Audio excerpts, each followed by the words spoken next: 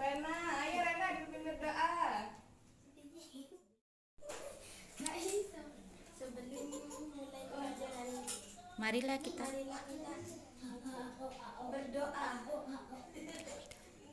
Berdoa mulai. Bismillahirrahmanirrahim. Ibu absen terlebih dahulu ya. Febri, Melvi, Rena. Ya, anak-anak hadir semuanya ya. Anak-anak, alangkah baiknya kita itu menjaga kesehatan. Apalagi sekarang itu cuacanya seperti ini. Jadi harus menjaga kesehatan ya. Jangan lupa makan ya. Istirahat siang ya.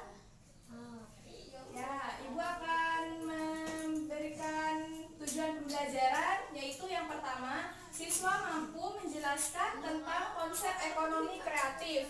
Yang kedua, siswa mampu menganalisis ruang lingkup industri kreatif.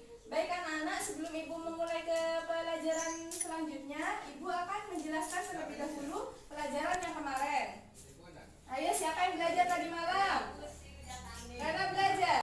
Febri belajar tadi malam. Melvi enggak. Ya, ibu akan menjelaskan pelajaran yang kemarin, yaitu terkait perdagangan internasional. Perdagangan internasional itu meliputi produksi, konsumsi, dan distribusi.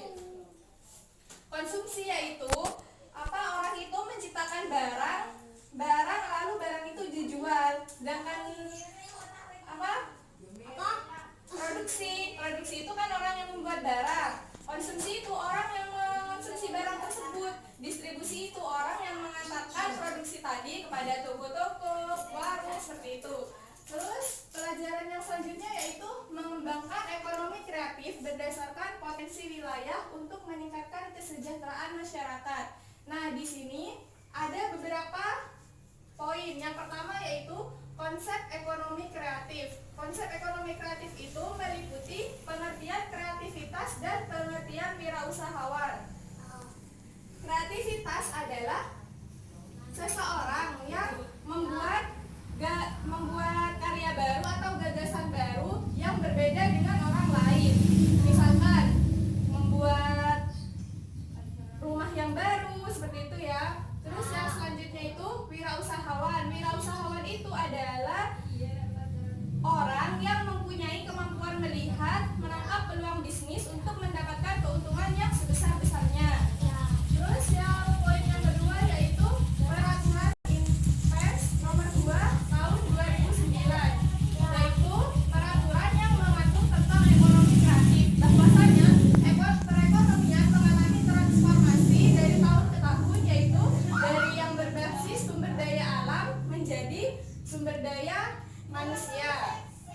Terus yang selanjutnya yaitu ruang lingkup ekonomi kreatif.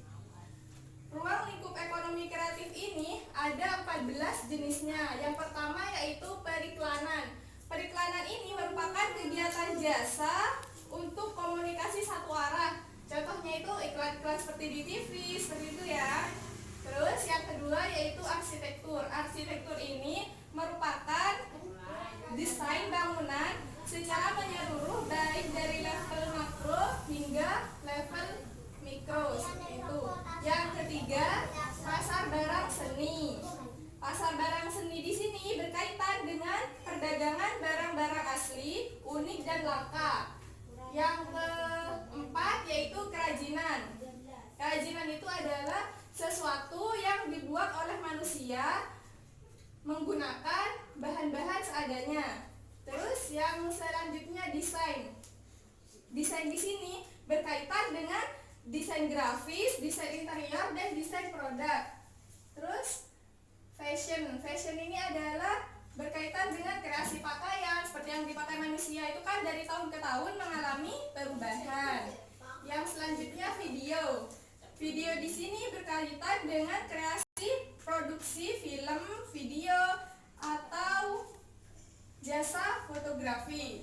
Yang selanjutnya permainan interaktif. Permainan interaktif ini menggunakan komputer yang di dalamnya mengandung permainan dan edukasi atau pendidikan. Yang selanjutnya yaitu musik. Musik ini adalah berkaitan dengan kreasi atau komposisi atau pertunjukan. Biasanya musik ini kan ditampilkan melalui pertunjukan. Terus yang selanjutnya seni pertunjukan. Seni pertunjukan di sini berkaitan dengan usaha pengembangan konten, produksi dan pertunjukan. Yang selanjutnya penerbit dan percetakan. Di sini ini berkaitan dengan penulisan konten, penerbit buku, jurnal, koran dan majalah. Yang selanjutnya layanan komputer. Layanan komputer di sini berkaitan dengan pengembangan teknologi informasi yang berkembang pada saat ini.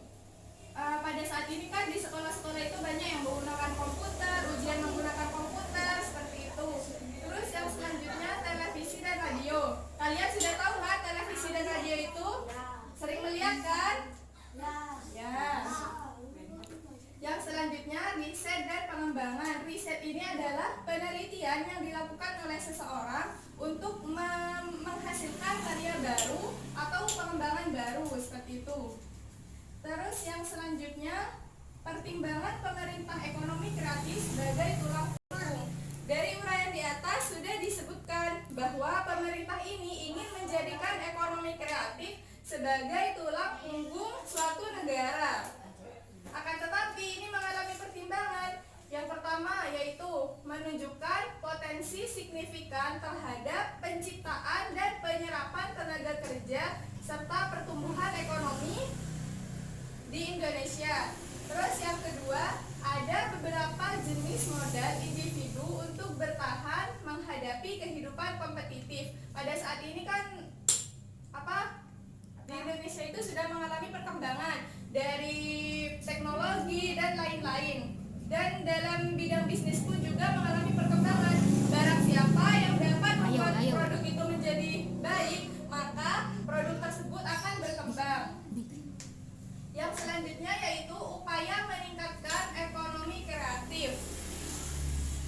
Upaya meningkatkan ekonomi kreatif ini, pemerintah Indonesia memiliki acuan atau memiliki pegangan untuk meningkatkan ekonomi kreatif berdasarkan UU 1945 pasal 33 ayat 1, 2, dan 3. Pemerintah berperan menunjang ekonomi berbasis kerakyatan seperti mengembangkan koperasi BUMN untuk kemakmuran rakyatnya. Salah satu strategi pemerintah yang dilakukan adalah menyiapkan insentif untuk memacu pertumbuhan industri kreatif berbasis budaya. Jadi menyiapkan insentif ini yaitu menyiapkan dorongan untuk memacu pertumbuhan industri ini menggunakan budaya.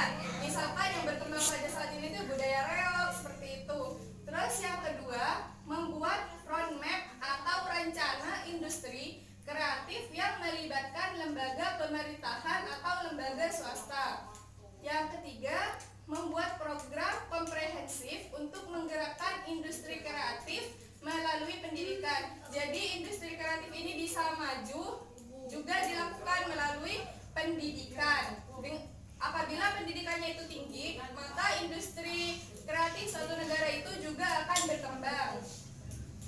Yang keempat yaitu memberikan perlindungan hukum dan insentif atau dorongan bagi karya industri kreatif. Jadi memberikan perlindungan hukum itu kepada pembuat industri kreatif itu perlu, karena mereka juga memerlukan perlindungan hukum yang sah. Terus yang terakhir yaitu upaya pengembangan ekonomi kreatif untuk mewujudkan strategi pemerintahan.